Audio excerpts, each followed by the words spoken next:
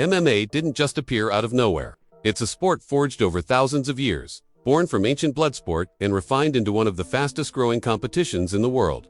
Today, we're taking you from the dusty arenas of ancient Greece to the roaring crowds of modern UFC.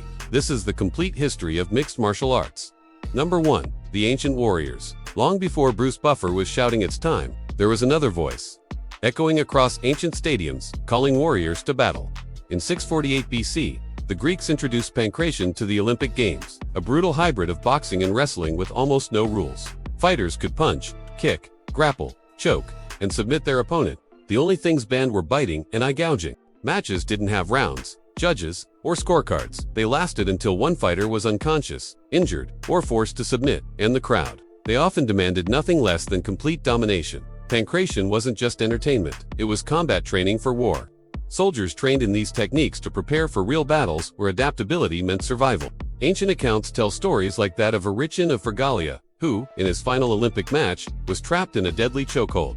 As his opponent squeezed, Arichin dislocated the man's ankle, forcing him to submit. Moments after Arichin himself died from suffocation, he was declared the winner posthumously. But Greece wasn't the only birthplace of Olympic combat. Rome's gladiators fought bloody battles for survival, sometimes to the death. China's Shui Jiu wrestling, dating back over 4,000 years, combined throws, locks, and strikes.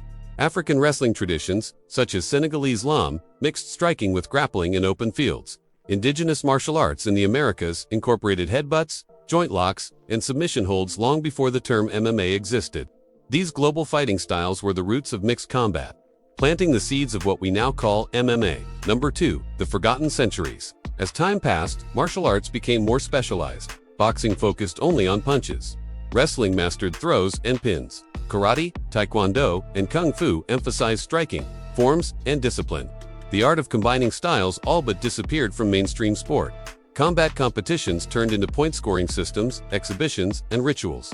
The idea of anything goes became unacceptable in polite society. Still, in back alleys, military academies, and underground matches, one question refused to die. If every style fought with no rules, which one would win? The world simply needed the right stage for that question to be answered. Number 3. Menos Vale Tudo and the Norals era. In the early 20th century, Brazil revived the spirit of ancient combat through Vale Tudo, Portuguese for anything goes. These fights were raw. No gloves, no weight divisions, no rounds. Just two fighters from different martial arts going head-to-head until one could not continue. The venues were often small gyms, open mats, or even circus tents. The Gracie family became legends here. Helio, Gracie, smaller and physically weaker than most opponents, developed a refined version of Jiu-Jitsu that relied on leverage, timing, and technique instead of brute strength. He and his brothers issued open challenges. Anyone, any style, any time. The matches were often brutal and unpolished, but they revealed a core truth. To be a complete fighter, you must be dangerous in every range, striking, clinch, and ground. This philosophy became the blueprint for modern MMA.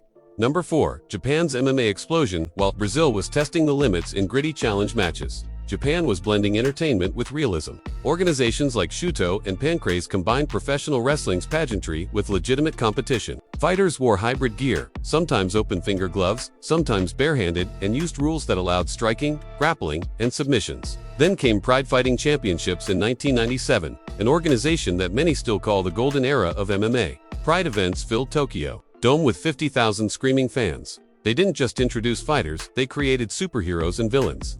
Fedor Emelianenko became the stoic, unbeatable champion. Wanderlei Silva was the wild berserker, delivering brutal knockouts. Mirko Cro Cop's left high kick was feared worldwide. His motto, right leg, hospital. Left leg, cemetery.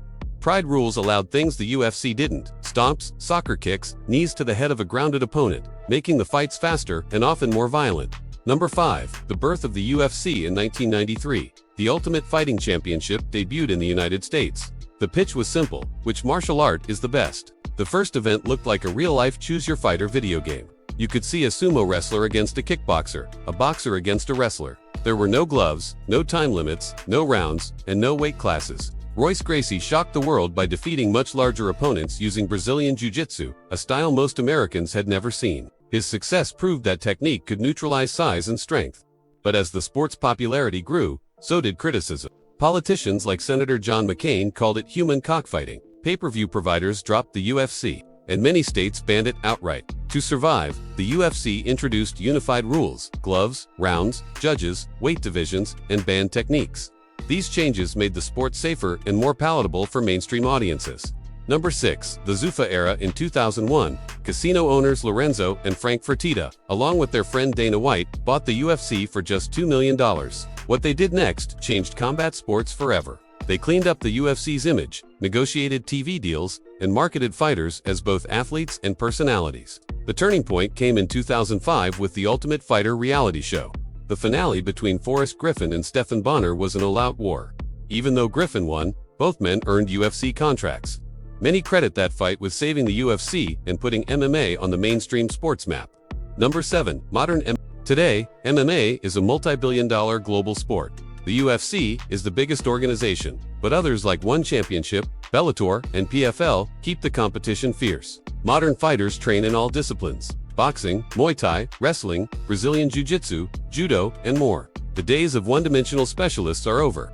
Champions like John Jones, Khabib Nurmagomedov, and Alexander Volkanovski are complete fighters with no obvious weaknesses. From the dusty stadiums of ancient Greece to high-tech arenas, streaming fights worldwide. MMA's journey is the story of human adaptability, innovation, and willpower.